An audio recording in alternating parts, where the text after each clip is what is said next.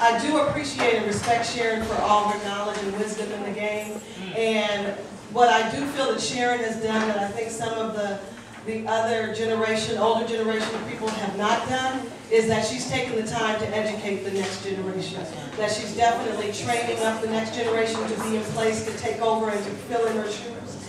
And I feel like that's maybe why we have some of the issues we have right now with our generation that's kind of running amok, is because we didn't take the time and the responsibility to educate them and put them in place to become the civic leaders that we need today.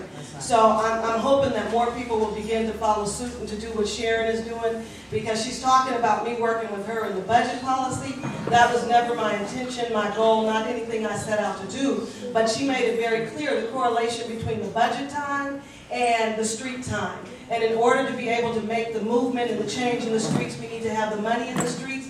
And in order to have the money in the streets, we need to understand the same policy that every other community is aware of and be on top of it, not in July when the budget time is over, but in February and January when the budget season starts. So again, I just want to thank Sharon for really being the visionary and not being selfish with the vision, and sharing the vision with this generation and the next generation, and really trying to impact the future of not just African American people, but all youth and children in the city. So, for those of us who are Christian or were raised Christian, there was one saying: "Inasmuch as ye have done unto the least of these, ye have also done unto me." Well, I try to live that daily.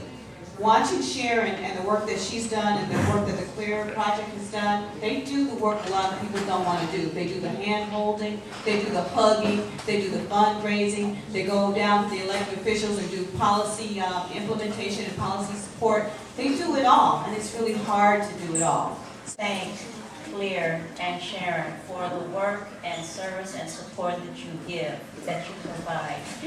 And with working with Sharon, she doesn't actually ask you, she tells you what it is we're going to be doing. And for instance, but it is an honor working, specifically with the events that she's asked me for. The last one that I was very honored to work on was Mothers Meaning Business. So basically it was a mother's brunch for women who had lost their children.